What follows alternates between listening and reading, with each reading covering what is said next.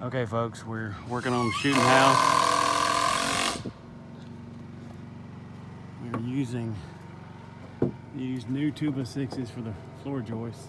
For the floor we used salvaged wood from boat docks from Hurricane Sally.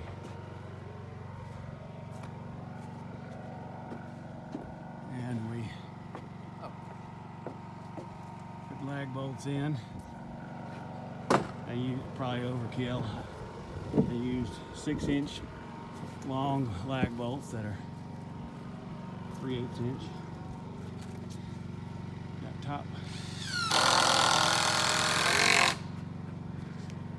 Put the poles weren't quite long enough, so we got some height extended by doing an L frame up there. The two baits are salvaged and the 2x6s are new. Anyway, I just wanted to document the progress. Stay tuned for more management videos.